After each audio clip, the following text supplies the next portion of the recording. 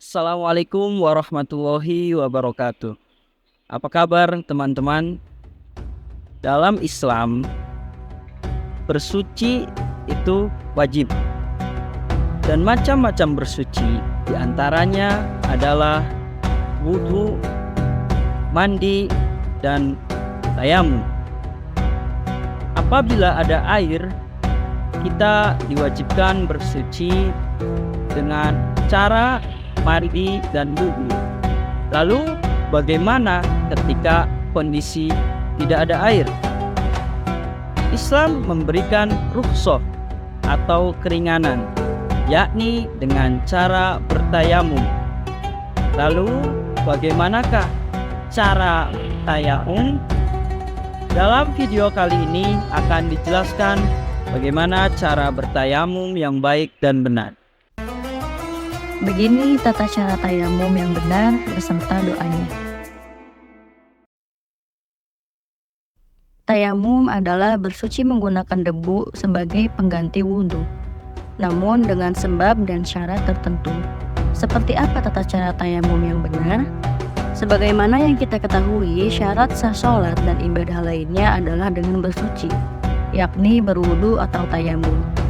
Wudhu yang hanya bisa dilakukan dengan air mungkin akan sangat mudah dilakukan oleh orang yang sehat dan dengan ketersediaan air yang cukup.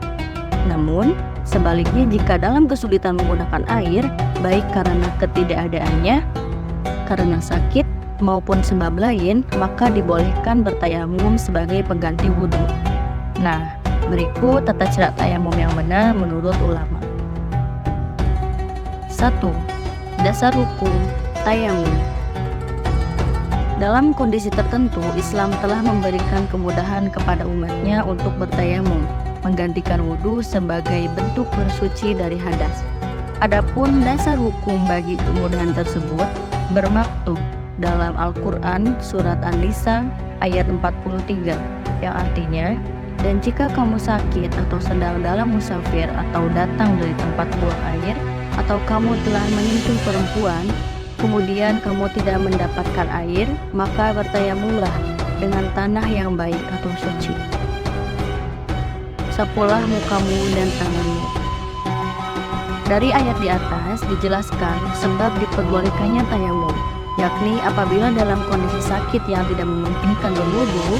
Selain itu, di saat dalam keadaan bepergian, seperti di dalam pesawat atau kendaraan lain yang tidak bisa untuk dilakukan berwudu, atau setelah dari kondisi buang air atau junub, yang apabila hal tersebut kemudian diiringi situasi ketidakadaannya air. Berdasarkan penafsiran sebagian ulama, seperti yang ditunjukkan dalam riwayat Ibnu Abbas, Mujahid, Qatadah, Ubay ibn Ka'ab, Ammar ibn Yasir, dan yang lainnya, ayat di atas juga mengisyaratkan bahwa tayamum bukan hanya boleh menggantikan wudhu, tetapi juga mandi besar. 2. Syarat dan ketentuan tayamum. Mengenai sebab-sebab bertayamum telah dijelaskan para ulama fikih, diantaranya oleh Syekh Mustafa Al-Khain dalam kitab Al-Fiqh Al-Manhaj ala Madzhab Al-Imam Asy-Syafi'i halaman 94, yang menurutnya ada 4 alasan dibolehkannya bertayamum. Yang pertama, apabila dalam situasi benar-benar tidak ada air atau hanya mencukupi untuk kebutuhan minum, misalnya ketika berada di gunung atau padang pasir. Yang kedua, apabila jauhnya air diperkirakan di atas 2,5 km. Yang ketiga, apabila dalam keadaan atau kondisi sulit menggunakan air, misalnya sedang di perjalanan, terhalangi musuh atau binatang buas, sedang sakit, atau apabila menggunakan air dapat membuat sakitnya kambuh. Kemudian yang keempat, apabila dalam keadaan sangat dingin dan tidak memungkinkan untuk menggunakan air.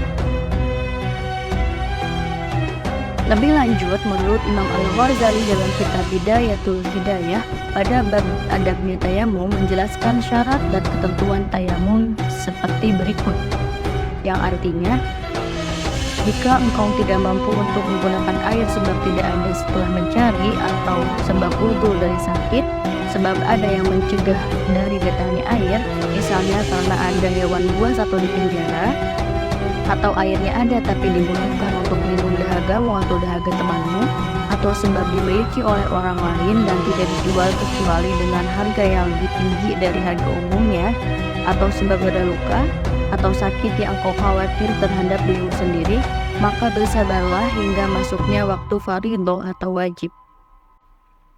Setelah masuk waktu wajib, kemudian tujulah debu yang baik, yang ada debunya yang bersih, suci, serta lembut. Tempelkan kedua telapakmu di debu tersebut, dan antara jari-jarimu ditempelkan. Dan berniatlah untuk dibolehkan fardunya sholat. Usaplah wajahmu seluruhnya dengan kedua telapak tangan tadi sekali, dan janganlah engkau membebani sampainya debu ke tempat tumbuhnya rambut baik yang tipis maupun yang tebal. Kemudian, copotlah cincinmu dan tempelkan telapak tanganmu untuk kedua kalinya.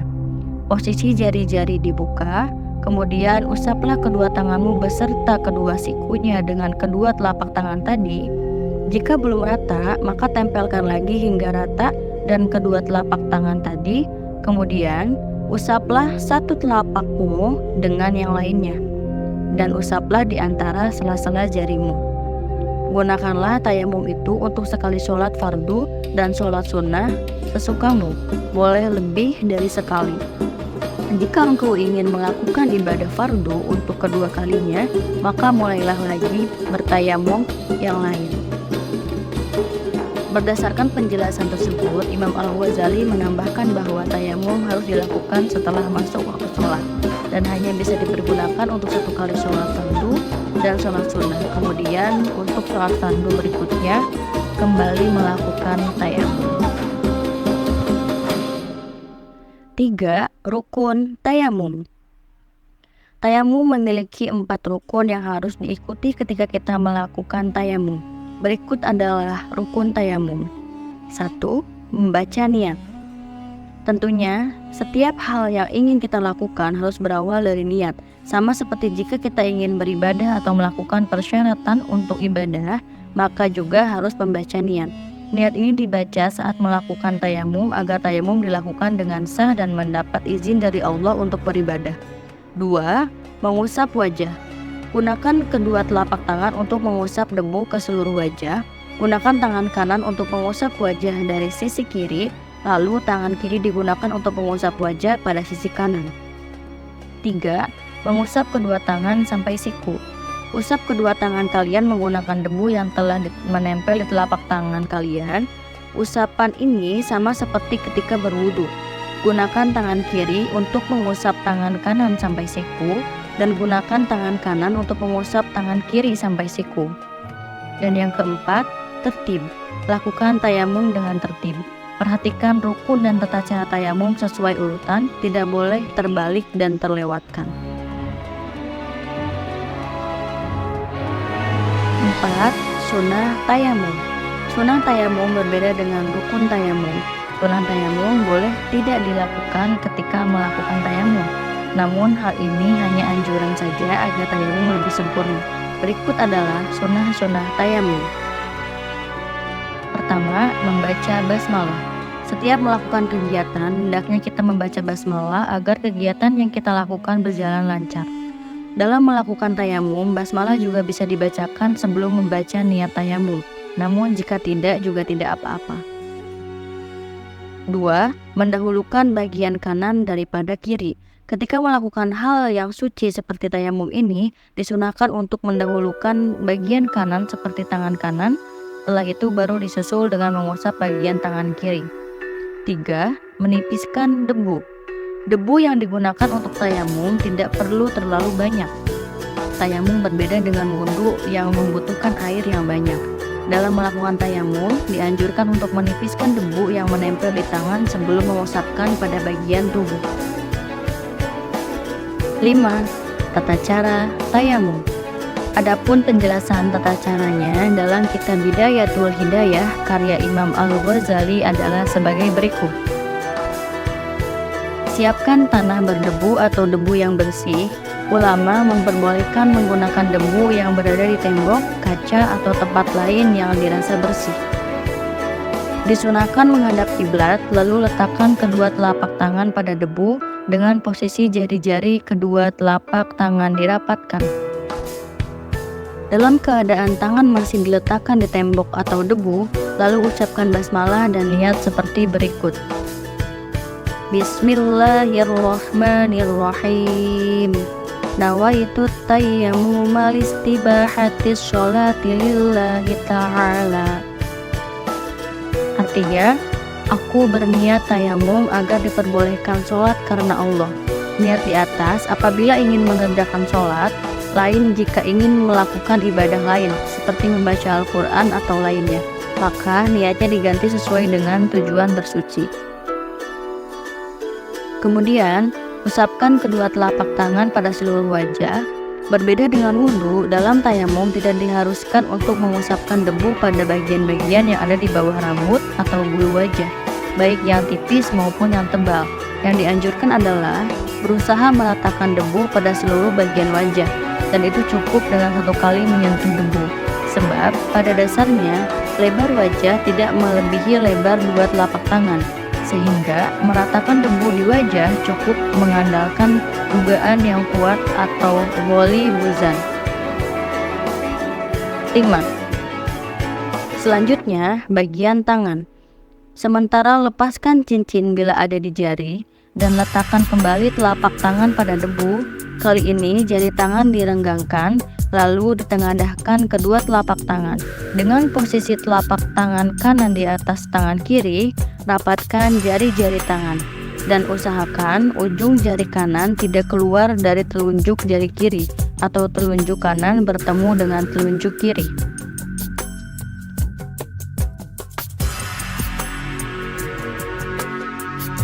Telapak tangan kiri mengusap dengan kanan hingga ke siku.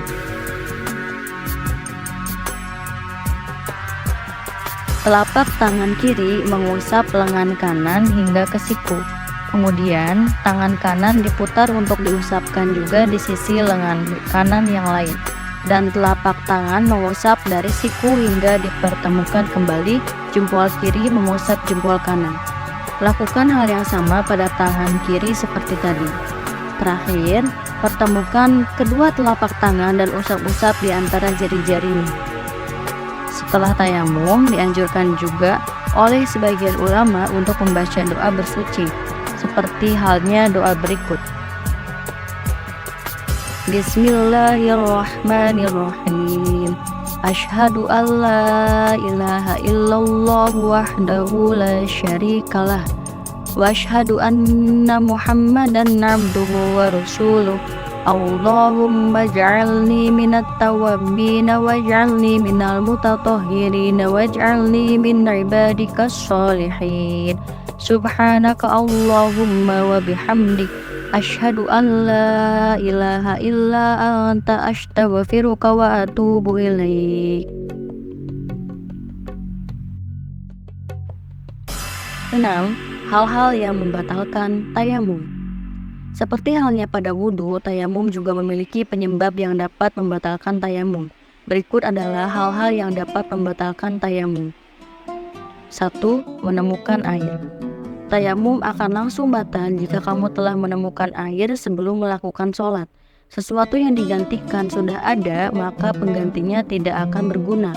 Seperti halnya menemukan air sebelum sholat, maka kamu harus berwudu. Namun, jika kamu menemukan air setelah selesai sholat, hal tersebut tidak membatalkan tayamum ataupun sholat. Sholat dan tayamum tetap sah jika kamu menemukan air setelah sholat. Oleh karena itu, sebelumnya seharusnya memastikan terlebih dahulu apakah air benar-benar tidak ada. 2. Bisa menggunakan air. Air bisa menjadi halangan beribadah jika seseorang yang sakit tidak boleh terkena air dalam sesi pengobatannya. Namun, jika penyakitnya sudah sembuh, maka tayamum bisa batal. Bahkan, orang yang sakit tanpa adanya larangan dengan air juga dapat membatalkan tayamum. 3. Murtad. Tayamum akan batal jika kamu keluar dari Islam atau agamamu bukan Islam. Tayamum hanya diperbolehkan bagi umat Islam. Selain itu, pastinya memiliki aturannya sendiri dalam beribadah.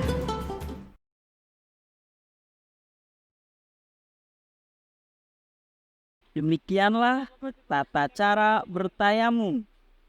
Tayamum dilakukan sebagai pengganti wudhu atau mandi besar. Demikian materi kita, mudah-mudahan bermanfaat dan bisa diamalkan oleh teman-teman semua. Wassalamualaikum warahmatullahi wabarakatuh.